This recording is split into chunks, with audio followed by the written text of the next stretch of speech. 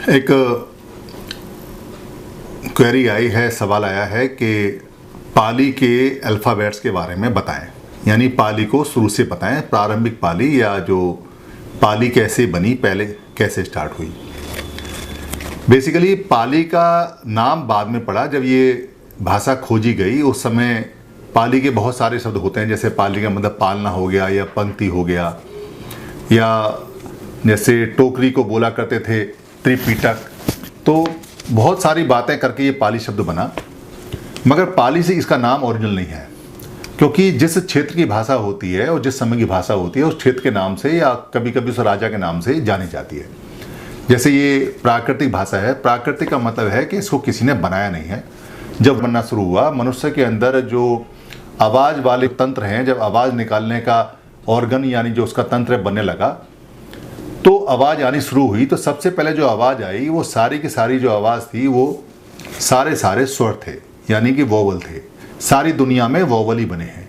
8 हमारे आते हैं, ए, आ, ई, ऊ, ए और ओ। इसमें ऐनक वाला जिसमें 2 मात्राएं ए पे आती हैं वो शब्द नहीं आते पाली में कहीं भी, या औरत में जो 2 मात्रा आती हैं वो नहीं आती, यानी ऊपर 2 मात्राओं वाला कोई शब्द पाली में नहीं आता। अगर वो कोई लिखा हुआ है तो वो समझिए कि पाली नहीं है। और ये स्वर हैं, इनको पाली के अंदर सर बोलते हैं या सरा बोलते हैं। बहुत सारे होते हैं इसलिए सरा बोलते हैं। ये सारी दुनिया में सेम है। जानवर भी यही आवाज़ निकालते हैं। जानवर का भी अगर आपने देखा होगा, कोई इन्हीं के बीच की आवाज़ आती है। कोई ऊ करता है, कोई आ करता है, कोई ई करता है, कोई ऐ करता है, कोई जोर से रंबाता है। आवाज़ प्राकृतिक यही निकलती है। जब भी किसी कोई नया मनुष्य बनेगा या जब भी कोई नया जानवर बनेगा और वो उसके वोकल कार्ड डेवलप होंगे, सबसे पहले यही आवाज़ निकल के आएगी। ये नेचुरल है और यही प्राकृतिक है। इसके बाद में जो व्यंजन बने, व्यंजन बिल्कुल अलग बने, यानी व्यंजन पाली में भी इसको व्यंजन ही बोलते हैं और संस्कृत भाषा ने भी इसको व्यंजन ही लिया है, क्योंकि पुरानी भाषा में इसको व्यंजन बोलते हैं। तो व्यंजन जितने बने वो व्यंजन बहुत सारे हैं जो बनाए गए।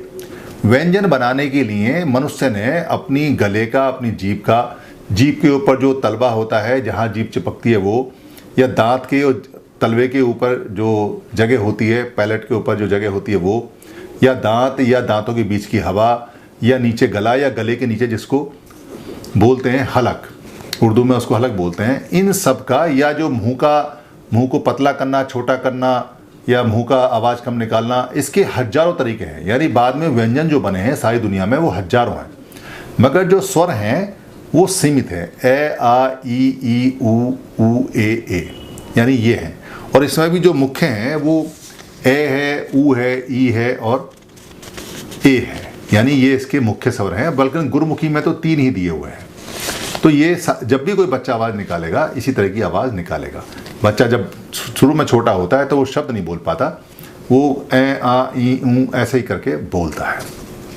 इसलिए पाली प्राकृतिक भाषा है, क्योंकि पाली किसी ने बनाई नहीं है, पाली बनी है। इसका जो नाम था वो कौशल प्रदेश की थी, ये प्रसन्नजीत के राज की थी, तो इसलिए इसको कौशली भी बोलते हैं। फिर ये मगध में फैली तो इसको मागधी भी बोलते हैं। फिर ये अशोक के समय में चारों तरफ फैली तो इसको अशोक लिपि भी बोलते हैं। अशोक ने धम्म को फैलाया तो इसको धम्म लिपि भी बोलते हैं। और इसने धम्म को सुरक्षित रखा, धम्म को पाला, इसलिए इसको पाली बोलते हैं। और जब ये खोजी, खासतौर से ये अंग्रेजों ने खोजी, उस समय इसको नाम पाली दिया गया, तो ये पाली हो गई, क्योंकि ये धम्म को पालने वाली थी। ये इसका नाम है। आज आप इसे कोई भी नाम दे सकते हैं, मगर ये ईरान से लेके और बर्मा तक मिलती है और अब तो लगभग सारी दुनिया में है। इसकी स्क्रिप्ट अलग अलग है, यानी कि जो इसके लिखने का तरीका है वो अलग अलग है। भारत के अंदर जो लिखी जाती है आज की डेट में, जो पुरानी है वो तो अशोक लिपि में या धम्म लिपि में मिलती है, मगर जो आज की डेट में मिलती है लगभग 700-800 ईसा पूर्व से, यानी कि अब से लगभग 1100-1200 साल पहले जो गुजरात के अंदर सबसे पहला लेख मिला वो उसका नाम था देवनागरी। ये जो देवनागरी स्क्रिप्ट है, यानी देवनागरी जो लिपि है, लिपि उसको बोलते हैं जिसमें अक्षर लिखे जाते हैं। अलग अलग दुनिया में हजारों लिपियां हैं, लिखने के तरीके हजारों हैं। तो ये जो लिपि है या जो स्क्रिप्ट है इसको देवनागरी क्यों बोलते हैं? देवनागरी यानी इसमें देव भी है, नाग है और री, ये 3 शब्दों से मिला हुआ है, देव, नाग और री।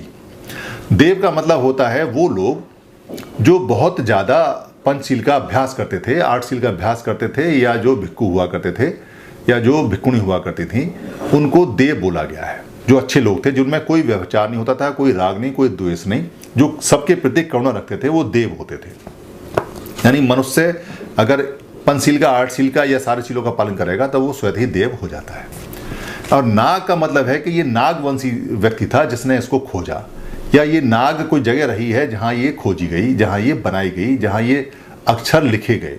यानी ये अक्षर जहाँ पहली बार बने वो कोई नाग बंदा या नागवंशी बंदा या नागभूमि रही है, इसलिए इसको देवनागरी बोलते हैं। देवनागरी प्राचीन में उसको भी बोलते हैं कि अगर त्रिभुज बनता है कहीं, त्रिकोण बनता है कहीं, ट्रायंगल कहीं बनता है, ट्रायंगल का जो चित्र होता है और जो चक्र होता है, यानी गोला जो चक्र होता है, इन दोनों चक्रों को देवनागरी चक्र भी या देवनागरी, इनको दृश्य या पिक्चर भी बोलते हैं। ये देवनागरी प्रोजेक्शन होती है। तो इन दोनों शब्दों को देवनागरी बोला जाता है, इसलिए इस भाषा को देवनागरी है। त्रिकोण का जो मतलब है यहाँ पे, या त्रिभुज का मतलब है, या जो 3 कोने हैं वो त्रिरत्नों को हैं, ये धम्म को, संघ को और बुद्ध को इंगित करते हैं। और जो ये धम्म चक्र है, ये धम्म के पूरे चक्र को और धम्म के पूरे साहित्य को इंगित करता है। तो ये बहुत कमाल की बात है कि देवनागरी जो शब्द है ये बौद्ध परंपरा का शब्द है, और ये भाषा भी बौद्ध परंपरा से बनी है। देवनागरी स्क्रिप्ट पूरी की पूरी, सारी की सारी किसी नागवंशी ने बनाई है, जो उस समय देव था, जो उस समय भिक्खु या भिक्खुणी रहे होंगे, या बहुत सारे लोगों ने मिलकर बनाई होगी। ये इसके नाम का सिंहल में यानी श्रीलंका में इसको सिंहली में बोलते हैं, बर्मा में बर्मी में, और कंबोज यानी थाईलैंड में इसको थाई भाषा में बोलते हैं, और जो यूरोप है वहाँ इसको द पाली टेक्स्ट सोसाइटी करके एक सोसाइटी बनाई हुई है, जहाँ रोमन लिपि में ABC में करके इसको पाली को लिखा जाता है। पाली सारी दुनिया में चलती है। पाली का जो धम्मपद है, यानी जो भगवान बुद्ध का धम्मपद है, वो दुनिया में सबसे ज़्यादा कन्वर्टेड, यानी सारी लैंग्वेजों में सबसे ज़्यादा कन्वर्टेड भाषा का धम्मपद है, और सबसे पुराना है, और सबसे ज़्यादा वो चलता है, और वो चलेगा भी, क्योंकि वो आडंबरों से मुक्त है, और उसमें जीवन और जीवन जीने की कला के बारे में बताया गया है। लाइफ कैसे चलते हैं या आर्ट ऑफ लिविंग क्या होती है, ये सारा उसके अंदर दिया होता है, इसलिए धम्मपद दुनिया में सबसे ज़्यादा चलता है। ये जो देवनागरी है, देवनागरी के अंदर 41 टोटल कुल मिला के अक्षर होते हैं, वर्ड्स होते हैं। इनमें से 33 तो होते हैं व्यंजन, यानी कि जो मनुष्य ने बनाए हैं, जिनको जीभ से, गले से, तालवे से ऐसे करके बनाया जाता है, बोला जाता है।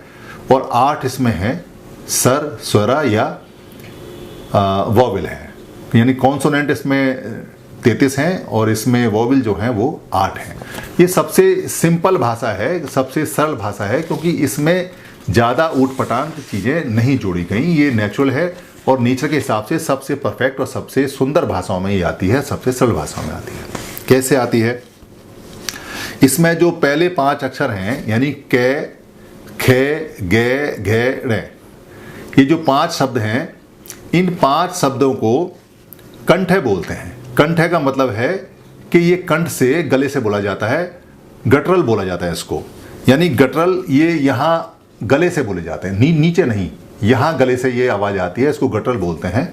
तो ये कै, खे, गे, घे और ने, अगर आप ध्यान से देखेंगे तो कै, खे, गे, घे, ने, ये जो 5 शब्द हैं ये एक ही साथ बोले जाते हैं, एक ही फैमिली के हैं, और ये गटरल हैं, यानी कि गले से यानी कंठ से बोले जाते हैं, इनको कंठे बोलते हैं।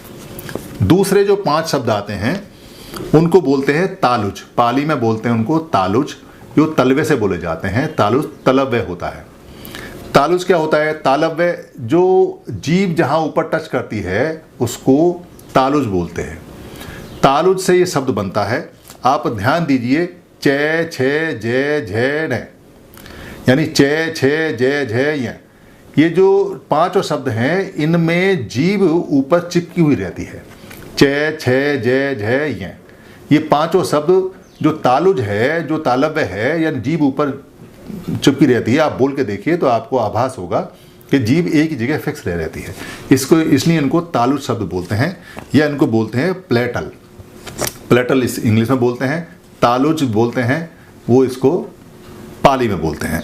उसके बाद जो 5 शब्द आते हैं उनको बोलते हैं मुद्धज। पाली के अंदर बोलते हैं मुद्धज, और संस्कृत भाषा में उनको बोलते हैं मूर्धन्य, मुद्धज या मूर्धन्य, और इंग्लिश में इनको बोलते हैं सेरेब्रल। सेरेब्रल का बोले हैं कि मस्तिष्क से लगभग ये शब्द निकलते हैं।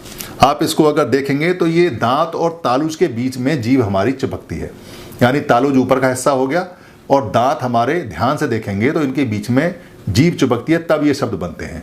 ये शब्द हैं टे ठे डे ड़े ढे, टे ठे डे ढे ड़े, टे ठे डे ढे ड़े। आप ध्यान से देखिए कि जीभ एक जगह फिक्स होती है, बहुत ध्यान से देखिए, ना तो वो दांतों पे चिपकेगी और ना वो तालुज पे। तालुज और दांतों के बीच में जीभ रहेगी, इसलिए इनको बोलते हैं मुद्धज, यानी कि जो बीच में आते हैं। मुद्धज पाली का शब्द है जिसको सेरेब्रल बोलते हैं। इसके बाद आता है दंते। दंते का मतलब है जो दांत से बोले जाते हैं, डेंटल वर्ड है। डेंटल का मतलब वो दांत से बोले जाएंगे। आप ध्यान से अगर देखेंगे तो 5 शब्द हैं, ते थे दे धे ने, ते थे दे धे ने, ते थे दे धे ने। ये दांत से बोले जा रहे हैं। अगर जिनके दांत नहीं होते हैं उनको ये शब्द बोलने में दिक्कत आती है, उनकी हवा निकल जाती है। इसलिए ते थे दे धे ने, इनको दंते बोलते हैं या इनको डेंटल वर्ड्स बोलते हैं। ये शब्द हुए। इसके बाद जो आता है वो आता है ओठज। ओठज या ओस्टेज, यानी ओस्टे जो शब्द है ओठज है, या इनको बोला जाएगा लेबियल। लेबियल जो है वो होठ से शब्द बोले जाते हैं, यानी जो शब्द बने हैं वो होठ का इस्तेमाल पूरा होता है। कैसे होता है? पे फे बे भे में, पे फे बे भे में, यानी कि अगर जिनके पास होठ नहीं होंगे वो इन शब्दों को बोल नहीं पाएंगे। अगर होठ खुले रहेंगे तो ये शब्द नहीं बनेंगे। इनको इसलिए ओस्टज बोलते हैं या ओठज बोलते हैं, लेबियल। इसके बाद आता है पकीणक। पकीणक का जो मतलब है वो स्कैटर है या प्रकीर्णन है। इसमें हर तरह का इस्तेमाल होता है, ये अलग अलग तरह के हैं। ये शब्द आप ध्यान से देखेंगे तो ये रे ले वे से है रे और निगहित। निगहित अंग को बोलते हैं। अगर किसी शब्द में ऊपर एक बिंदी लग जाए तो उसको बिंदी को निगहित बोलते हैं, और ये अंग की आवाज़ देता है, जैसे मैंने आपको पहले बताया। जैसे बुद्ध है और बुद्ध के ऊपर अगर एक लास्ट में एक बिंदी लग जाए तो उसको बोलेंगे बुद्धंग। जैसे सुधीर है, सुधीर के लास्ट में अगर एक बिंदी लग जाए सबसे लास्ट में रे के ऊपर तो उसको बोलेंगे सुधीर रंग। अगर जैसे आपका नाम है सपोज पीटर है और पीटर के आगे एक बिंदी लग जाए तो बोलेंगे पीट रंग। तो ये जो अंग की आवाज़ है पाली, ये खास तौर से निगहित बोलते हैं इसको, और निगहित में अंग की आवाज़ आती है, और ये पाली का एक तरह से सिग्नेचर है, क्योंकि पाली पहचानने का ये सबसे आसान तरीका है कि अगर लास्ट में बिंदी है तो वो अंग करके जोड़ा जाएगा। 33 इसके अंदर व्यंजन है, यानी कि कंसोनेंट्स हैं, और 8 इसके अंदर सर हैं, सुरा हैं या वोवेल्स हैं। इसके अलावा जितने भी इसमें शब्द आते हैं जो आप देखते हैं, चाहे ऋषि वाला रे है या रे है या आधे रे वाले जितने भी शब्द हैं, या ध्यान से अगर आप देखेंगे तो मैंने शय और शय षटकोण नहीं बताया आपको, वो पाली में नहीं है। पाली में सिर्फ एक ही शय होता है, बड़ा वाला शय, तो शय और शय भी नहीं है। इसके अलावा जो संयुक्त अक्षर हैं, संयुक्त अक्षर बहुत नाम का कोई अक्षर होगा, संयुक्त अक्षर इसके अंदर नहीं है। और इसमें अंक की बिंदी भी इस्तेमाल नहीं होती। अंक की बिंदी की जगह इसमें ये ने या मैं या डे ये इस्तेमाल होते हैं जो लास्ट में आते हैं। अक्षरों के ग्रुप के लास्ट में जो आते हैं वो इस्तेमाल होते हैं, मगर अंक की बिंदी को आजकल ले लेते हैं आसानी करने के लिए, इसलिए अंक की बिंदी आती है। एक खास बात पाली के अंदर और है कि मैंने आपको ए जो बताया है इसमें सिंगल ए है, ओ वाला नहीं है, यानी औरत वाला ओ नहीं है। इसमें जो टोटल हमारे शब्द आते हैं जो स्वर में, वो ए आ ई उ ए और ओ है। 8 हमारे आते हैं, ए आ ई उ ए और ओ। इसमें ऐनक वाला जिसमें 2 मात्राएं ए पे आती हैं वो शब्द नहीं आते पाली में कहीं भी, या औरत में जो 2 मात्रा आती हैं वो नहीं आती, यानी ऊपर 2 मात्राओं वाला कोई शब्द पाली में नहीं आता। अगर वो कोई लिखा हुआ है तो वो समझिए कि पाली नहीं है। ऐसे ही आधी रे वाला कोई शब्द नहीं आता। कोई शब्द अगर आया है तो किसी ने मिक्स किया होगा या कहीं से उठा के ऐसा कैसा बाद में लिखा होगा, पाली का ओरिजिनल शब्द नहीं है। आधा रे वाला कोई भी शब्द पाली का ओरिजिनल शब्द नहीं है, भारत का ही नहीं है। इसलिए ये बिल्कुल स्पष्ट सा है। इसलिए जब आप पाली सीखेंगे और पाली जानेंगे तो पाली के अल्फ़ाबेट बहुत आसान है। कोई किताब पाली की मंगा लीजिए। पाली किताब आजकल सब जगह मिलती हैं।